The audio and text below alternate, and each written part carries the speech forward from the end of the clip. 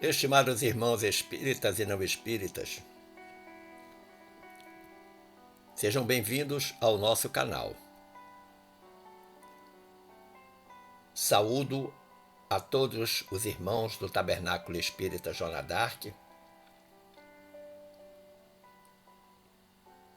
dizendo que é sempre uma alegria renovada poder colaborar com as reuniões de estudo do Livro dos Espíritos.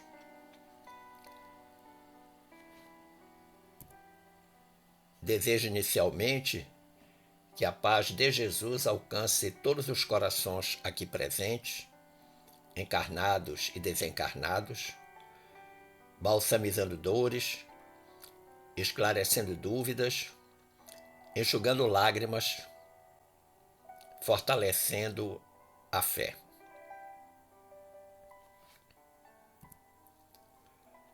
Foi-nos solicitado conversar um pouco acerca das questões 68, 69 e 70 do Livro dos Espíritos, cuja temática central é a vida e a morte. Estas questões estão inseridas no capítulo 4 da parte primeira desta obra, que aborda o princípio vital. Para melhor compreendermos essas questões, eu considero necessária a compreensão sobre os termos vida e morte. E a primeira pergunta é: o que é vida? Seguramente não é o contrário da morte, pelo menos na perspectiva histórica e espírita.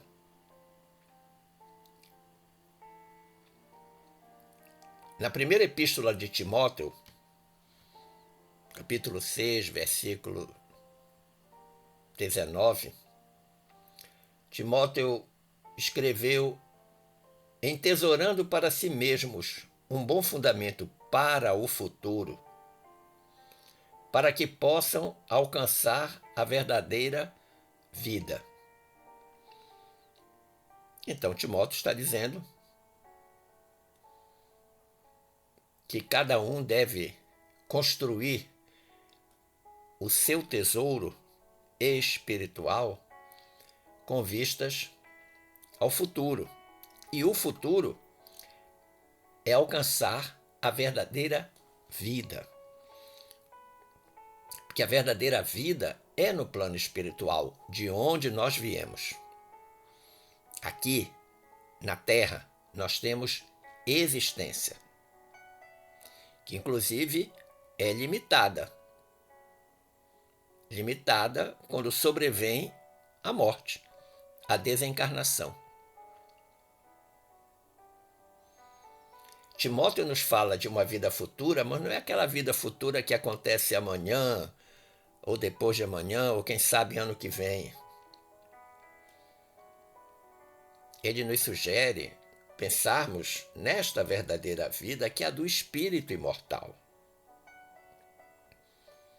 E aí vale a pena nós recordarmos o conselho de Emmanuel, no capítulo 63 da obra Palavras de Vida Eterna.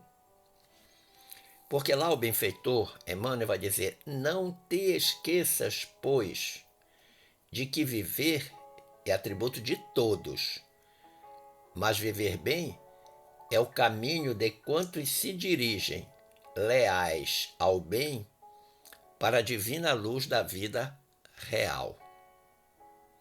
Então retorna a ideia da vida futura, a vida espiritual, a vida real. A vida real é a vida do espírito. O que nós chamamos vida da carne, do corpo, é a existência. Mas se perguntamos o que é vida, perguntamos agora o que é morte. Também não vale responder que morte é o contrário de vida, pelo menos para nós espíritas. E agora nós vamos pedir o auxílio de Emmanuel no capítulo 32 da obra Coragem, O título desse capítulo é Vida e Morte. O mesmo título dos artigos que nós estamos analisando de O Livro dos Espíritos.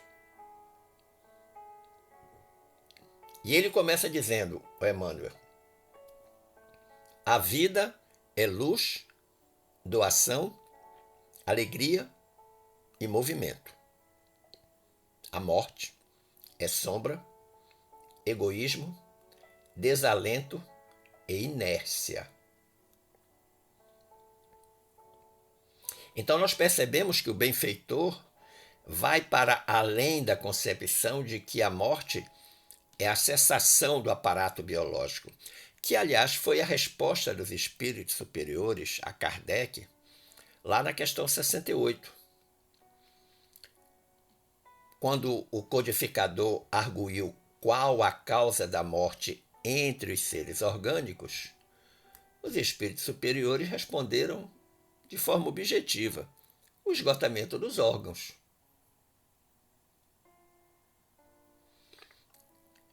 Mas é muito mais do que isso. E é exatamente nessa perspectiva que o Emmanuel está nos falando, aí no capítulo 32 da obra Coragem. A morte é sombra, egoísmo, desalento e inércia. Para além da morte, do esgotamento dos órgãos, da morte biológica. Mas é fato que existe uma pergunta que a muitos incomoda. A morte para as criaturas terrestres terá um dia exato e virá aos homens pelos desígnios de Deus? Novamente com a palavra, o benfeitor Emmanuel. Agora no prefácio da obra Assuntos de Vida e de Morte. Olha que interessante. Lavrada lá no Centro Espírita da Prece, em Uberaba, Minas Gerais, no dia 12 de setembro de 1990. Tem 33 anos esta mensagem. O que é que diz o benfeitor? Ousamos afirmar que a desencarnação tem dia certo, no tempo. No entanto, é justo comentar o problema na pauta da lógica. Então ele faz uma diferença entre o dia certo no tempo e o dia na pauta da lógica. Que lógica é essa? A da preservação da vida, retardando a morte, ou o adiantamento da morte pela não preservação da vida. Ele diz: quando a pessoa humana recebe com paciência as dificuldades passageiras que precedem o fim do corpo de que se utilizou para estágio no mundo físico, encontrando a morte em ocorrências ou moléstias com as quais não contava, poder-se-á concluir, com razão, que o desenlace se verificou conforme as determinações das leis universais, que, a rigor, sintetizam a lei divina. Então ele diz que todas as vezes que a morte acontece por doença ou por ocorrências que não estavam previstas, isto está acontecendo por determinação da lei universal. Nós sabemos que muitos encarnados, muitos espíritos encarnados recebem uma moratória pela importância que representam enquanto estão encarnados. Veja-se, por exemplo, Chico Xavier. Chico Xavier foi um homem que teve muitas doenças, muitas dificuldades orgânicas, mas foi mantido na Terra, salvo o melhor juízo, até os 92 anos de idade, porque tinha uma grande missão. A gente reencarna ou em missão ou em prova. O Chico, sem dúvida, que reencarnou em missão. A gente pode lembrar também o inesquecível Jerônimo Gonçalves, o gigante deitado. Uma vida inteira numa cama, mas com uma contribuição para a humanidade, para todos aqueles que dele se acercaram, pelo seu exemplo, absolutamente extraordinária. Nesses casos, ele recebe a moratória, mas Deus já sabe o dia certo em que eles deverão regressar. É possível até que no planejamento reencarnatório destas criaturas não tivesse previsto a data em que eles acabaram desencarnando. Mas existe o contraponto, o outro lado dessa moeda. É quando a morte se debita à conta dos desequilíbrios ou da imprudência dos homens, que trocam a própria vida por atos conscientes e aventuras perigosas, abusando do próprio livre-arbítrio. Então, o que tem que ficar bem claro para nós é que a desencarnação tem o dia certo segundo a lei divina e o dia exato de acordo com o comportamento do homem. Ou seja, duas circunstâncias podem acontecer. Ou a criatura recebe uma moratória e fica mais tempo ainda sobre a Terra, ou ela mesma antecipa a sua volta. E este tempo que faltou para cumprir o que estava acordado, em algum momento vai ter que ser pago. Sem dúvida que a morte não será um ninho de rosas para aqueles que esquecem, olvidam, negligenciam a sua própria responsabilidade. Nós temos uma grande responsabilidade com o nosso corpo físico e o nosso corpo espiritual.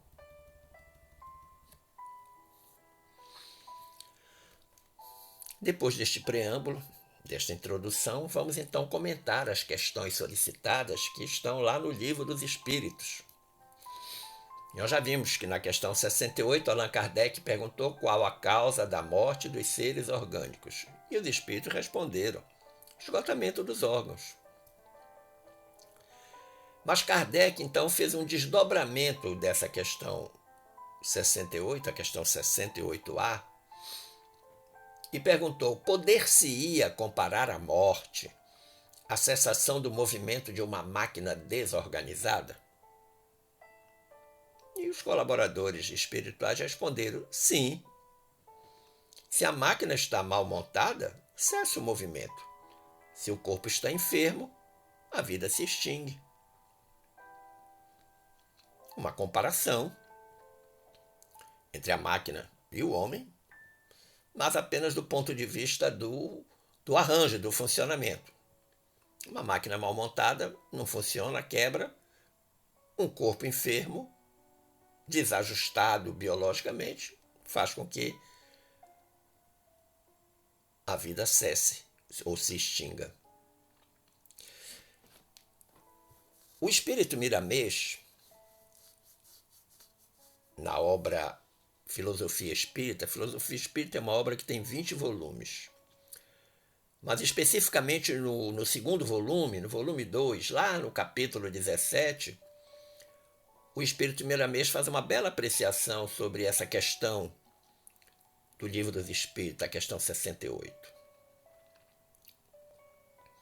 Ele diz: sem dúvida, a causa da morte de um corpo é o esgotamento orgânico. Ele está considerando o que é normal acontecer. Não podemos colocar aí nesse grupo, por exemplo, a morte pelo suicídio. Quando se processa a velhice, os órgãos enfraquecem e a vitalidade diminui. fato, processo natural. No entanto, a morte por desastre interrompe por vezes o movimento orgânico e a interligação dos órgãos uns com os outros. Um sujeito está voltando de carro aí de uma viagem, sofre um acidente tenebroso e morre. Interrompe esse movimento orgânico e a interligação dos órgãos uns com os outros. Não estava previsto acontecer isso. A força vital, então, desapropria-se da área que comandava e tudo entra no caos. Porque o conjunto biológico fica desarmonizado. Foi um acidente grave, ele teve traumatismo craniano, uma peça do carro perfurou o tórax dele, a outra afetou os rins, ele quebrou as pernas. Miramês diz que a verdadeira causa da morte é de difícil comprovação em face desse engenhoso esquema espiritual traçado à luz do planejamento reencarnatório de cada espírito,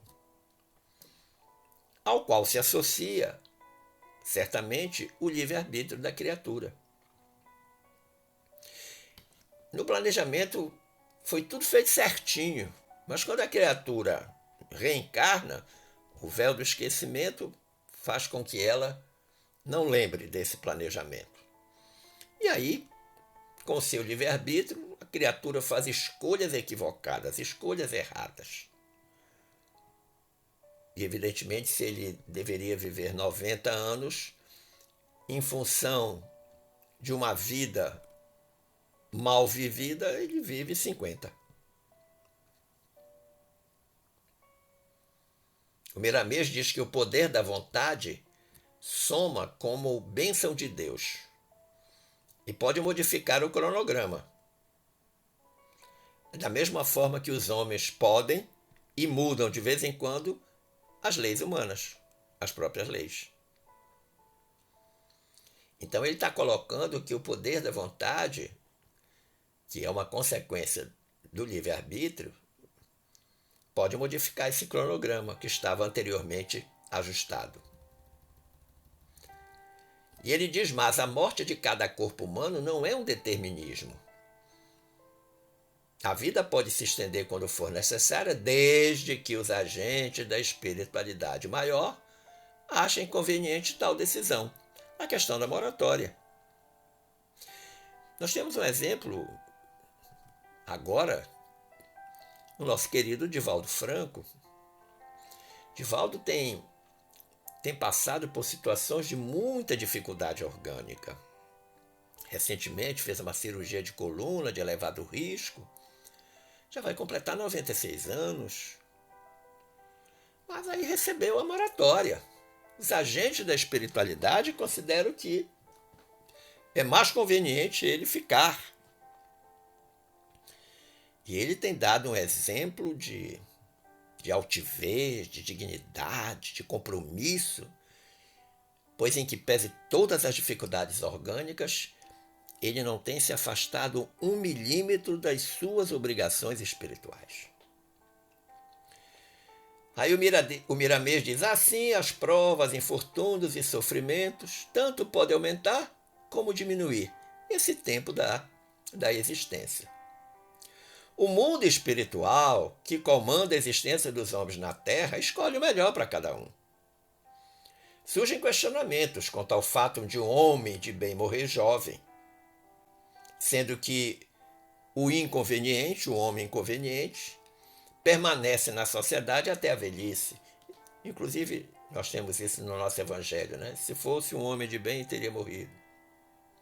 Isto acontece, diz o Miramês, porque os espíritos que dirigem a humanidade têm olhos para ver as necessidades mais profundas de cada um.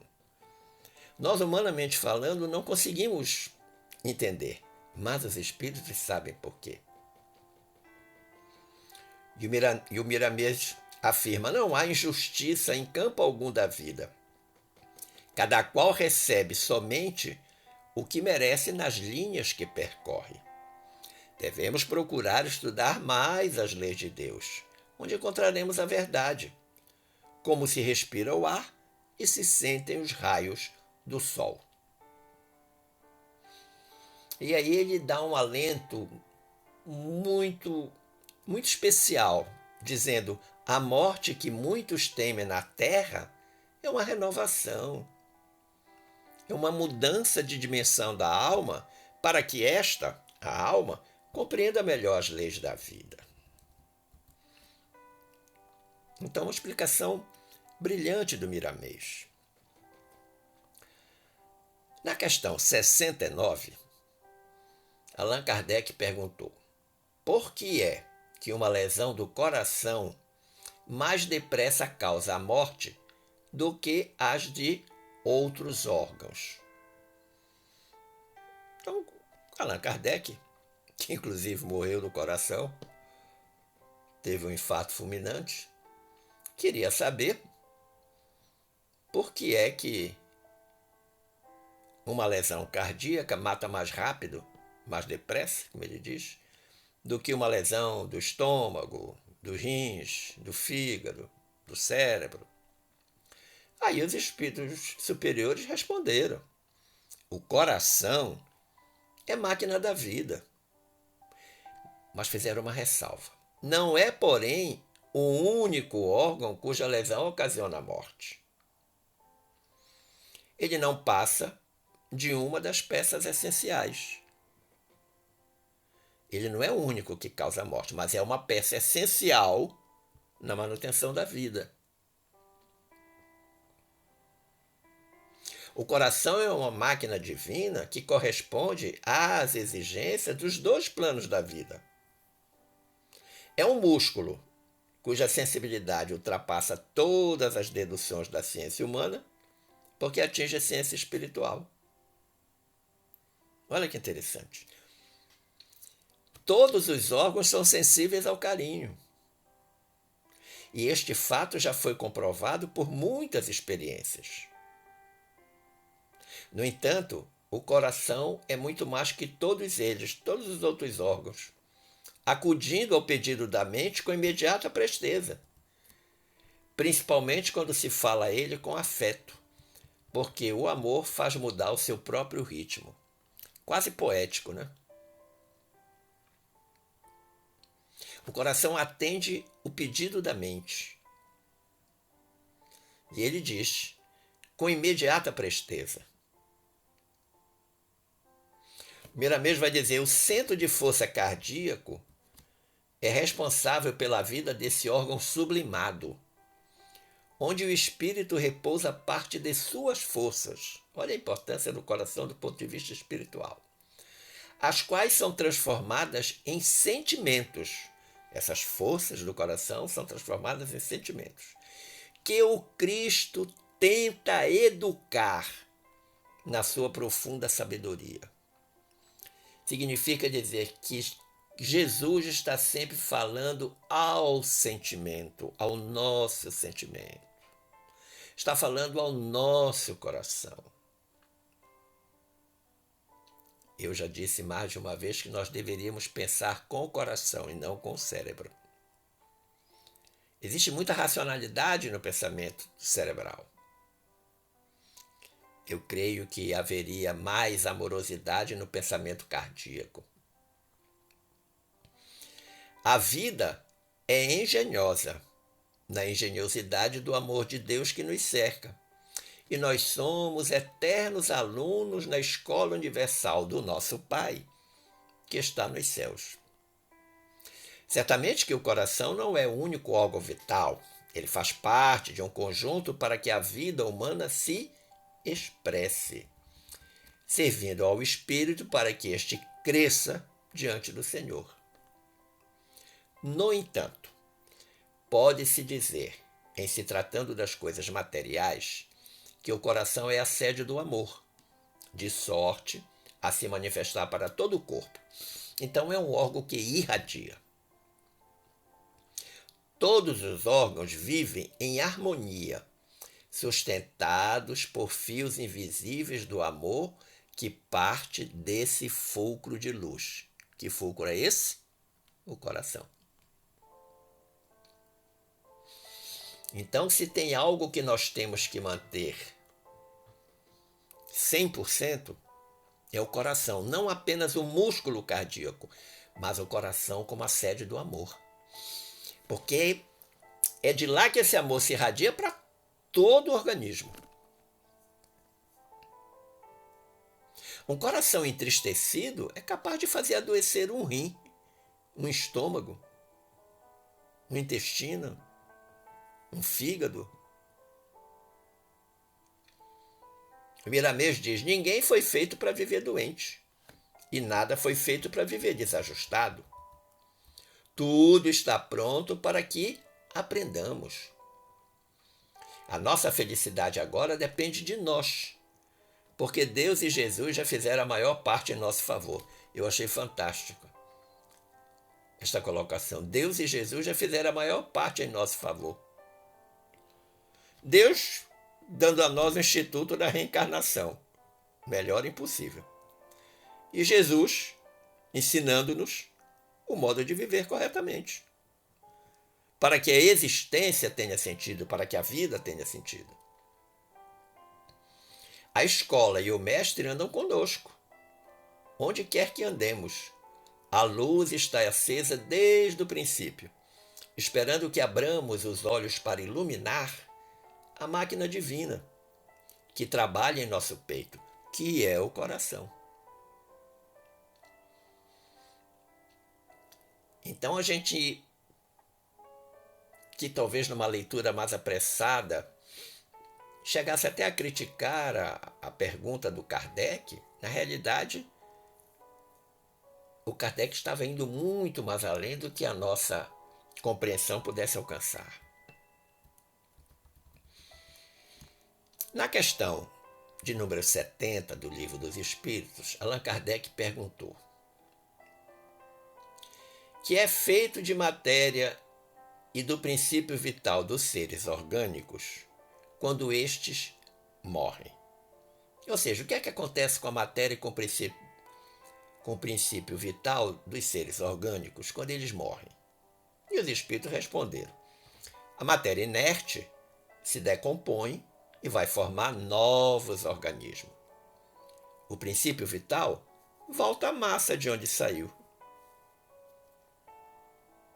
A energia vital está em Deus. O princípio vital volta para essa energia vital, a energia universal. O que a gente percebe que na realidade é o real cumprimento da lei de Lavoisier em relação à matéria. Foi que Lavoisier disse: na natureza nada se cria, nada se perde, tudo se transforma. Com a matéria acontece exatamente assim. Quando o corpo é sepultado, ele decompõe-se e vai realimentar toda uma cadeia de vida que existe aonde ele está enterrado.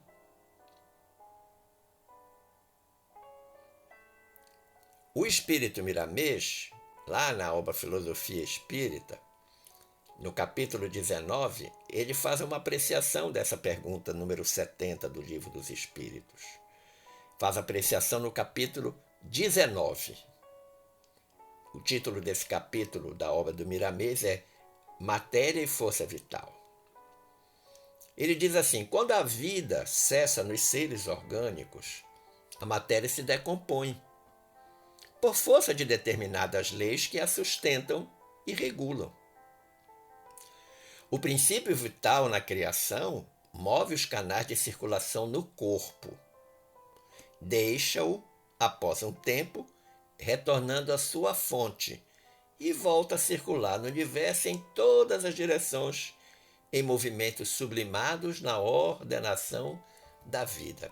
Olha que interessante. A explicação da matéria é fácil. A decomposição da matéria é fácil, até porque a gente utiliza a lei de Lavoisier para melhor entender. Mas essa explicação do princípio vital é muito interessante. Ele vai voltar a circular no universo, como ele diz, em todas as direções e movimentos sublimados na ordenação da vida. E ele diz mais: essa energia divina da entrada no embrião humano, com 2 semanas e meia de gestação, pelo ajustamento do chakra cardíaco do perispírito ao corpo em formação. Então, essa energia vital, com 2 semanas e meia de gestação, então ela chega pelo ajustamento do chakra cardíaco do perispírito, aquele corpinho que está se formando. Daí é que começa o primeiro impulso do coração, em movimento mesmo disforme, para a circulação interna do sangue, abrangendo o cordão umbilical e a placenta. Olha que interessante. Então, com 2 semanas e meia que começa esse processo. E o Miramês diz: essa força vital é inquietante. Ela se esgota por meios diversos, mas se abastece por variadas formas que devemos estudar e compreender. Então, da mesma forma que ela se esgota, ela também se abastece ou reabastece. Assim como os pulmões extraem o oxigênio do ar para a purificação do sangue, aliviando a tensão do cérebro para o equilíbrio do corpo, os centros de força, os chakras, extraem do mesmo ar e fora dele o hálito divino, na divina sequência dos seus movimentos, abastecendo de força vital a forma física para que ela continue com seus movimentos instintivos e as suas defesas naturais no regime de vida que deve levar. É uma harmonia, é uma precisão absolutamente extraordinária. Nós pensarmos, se nós tentarmos pensar, né, neste arranjo, a ciência até explica muita coisa do ponto de vista biológico, mas é muito pouco em relação a todo esse aparato espiritual que tem em torno da concepção da vida. E o Miramês diz: o homem ainda tem outra fonte dessa bênção de Deus, que são os alimentos. Ele falou aqui da questão do oxigênio do ar, que é absolutamente imprescindível, mas diz que existe também uma outra fonte, que são os alimentos. Eles, bem triturados, deixam escapar da sua estrutura intrínseca essa força poderosa que restaura quase todos os desequilíbrios físicos de órgãos, por vezes, em decadência. Olha que interessante. O oxigênio é uma bênção de Deus, os alimentos é uma bênção de Deus. Agora, ele chama a atenção de que eles precisam ser bem triturados, eles precisam ser bem preparados, porque eles têm a capacidade de restaurar quase todos os desequilíbrios físicos. Uma alimentação correta é um fator de saúde absolutamente extraordinário. E ele diz que muitas vezes esses alimentos bem indicados, bem consumidos, são capazes de ajudar órgãos físicos que estão em plena decadência.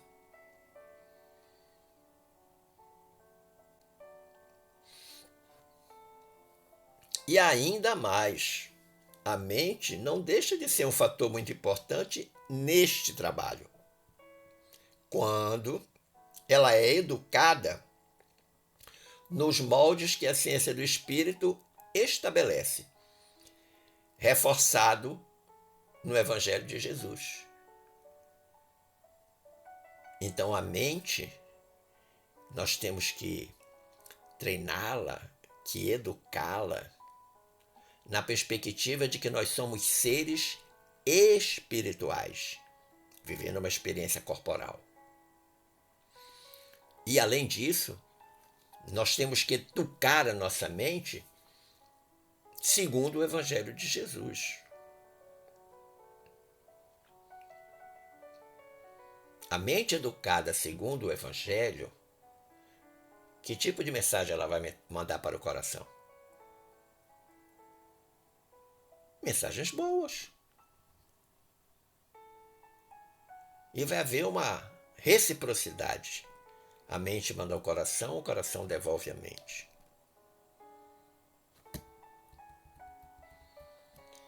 Diz o Miramês, compete a cada um de nós saber para viver melhor. Saber o que é melhor para cada um. E nós temos noção e capacidade disso. E o Miramês diz, nunca faltar escolas de aprendizado, porém, o que falta sempre é a boa vontade para aprender. Ele coloca aí uma conjunção adversativa e mostra o X da questão. O X da questão é boa vontade para aprender. Ele diz, o agente vital sensibiliza o corpo para que o espírito possa manejá-lo de acordo com as suas necessidades, assim como a eletricidade o faz com um aparelho, colocando-o em movimento, sob a vigilância do homem. Para cada ser humano há uma cota de energia vital, que pode ser diminuída ou aumentada de acordo com a capacidade de cada um. Então você recebe um estoque de energia vital para viver 70 anos. Mas você tem uma vida absolutamente desregrada, cheia de vícios horrorosos, sem nenhum cuidado com seu corpo físico e espiritual. Vai morrer aos 40. Por outro lado, a moeda tem outra face. Você recebeu um estoque de energia vital para viver 70 anos, mas acabou vivendo 90, teve uma moratória. Recebeu um aporte de energia vital porque você cuidou bem do corpo físico e espiritual, porque você é uma pessoa necessária sobre a terra. Você conquista esse direito por um proceder correto, digno, ético, moralmente elevado. E o Miramês diz que a morte do corpo é ausente dessa força.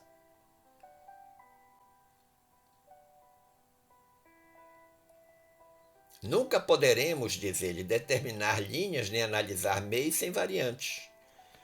Há casos que contrariam as próprias leis por nós entendidas, dos quais destacamos as provações da alma.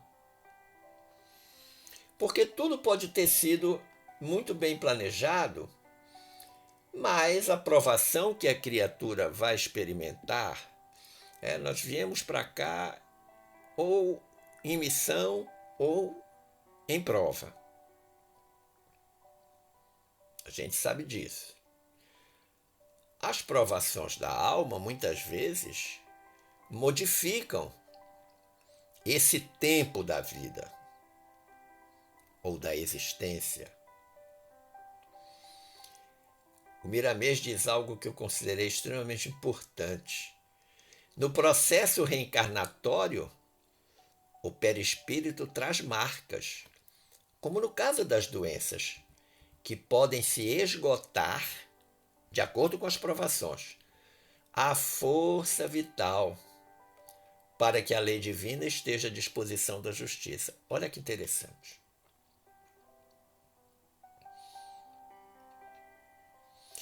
A gente, no planejamento reencarnatório, a gente escolhe o gênero de prova. Mas a espécie desse gênero vai depender das escolhas que nós fizermos do livre-arbítrio quando reencarnados. Uma criatura qualquer, no seu planejamento, escolheu como gênero de prova saúde mental, saúde cardíaca, saúde respiratória. Quando ele chega aqui, ele vai ter oportunidade, então, de sofrer as provações para esse gênero de prova que ele escolheu. Mas a espécie dessas provações vai ser o livre-arbítrio dele que vai determinar. Ele pode até ter escolhido um determinado gênero, mas o seu comportamento reencarnado foi tão elevado moralmente que isso é minimizado. E o Miramês diz: e o reparo dessa energia, nesse caso, que ele está falando das doenças que podem se esgotar de acordo com a provação, esgotar a força vital, nesse caso tornar-se-á difícil, mas também nunca impossível, em se tratando de espírito dotado de muita boa vontade na conquista de si mesmo. É a criatura que se esforça no seu progresso espiritual. Isso vai acabar fazendo uma grande diferença na manutenção da normalidade biológica, da existência biológica, como também do ponto de vista espiritual. Na vida, nada se perde. Nada. A própria matéria física tem o condão maravilhoso das mutações. O Miramês diz que a força vital é o beijo da luz. Eu achei lindo o que ele disse. Poético mesmo. A força vital é o beijo da luz em seu movimento permanente. E o espírito é o amor de Deus, como atributo do seu coração para os corações de seus filhos, mostrando-lhes os caminhos que levam à felicidade. Olha que coisa maravilhosa. O Espírito, nós somos uma prova do amor de Deus. Nós somos atributo do coração de Deus para os corações humanos. Esse amor do coração divino vem para o coração humano. De sorte que prestarmos bem atenção, encontraremos os caminhos que levam à felicidade. Conclusivamente, eu proponho ficarmos com o aconselhamento do benfeitor Emmanuel, lá no capítulo 32 da obra Coragem. Eu já havia mencionado a obra, quando o mentor de Chico Xavier diz o seguinte: lembra-te dos talentos com que Deus te enobrece o sentimento e o raciocínio, o cérebro e o coração. E fazendo verter a glória do bem, através de teu verbo e de tuas mãos, desperta e vive, para que das experiências fragmentárias do aprendizado humano possas, um dia, alçar voo firme em direção à vida eterna. Esse Emmanuel é absolutamente fantástico. Deus nos dá muitos talentos, muitas faculdades, que enobrece o sentimento, o raciocínio, o cérebro e o coração. Para quê? Para que a gente caminhe na senda do bem, para que a gente pratique o bem. Praticarmos o bem através do verbo, através da conduta. E essas múltiplas experiências na prática do bem que nós vamos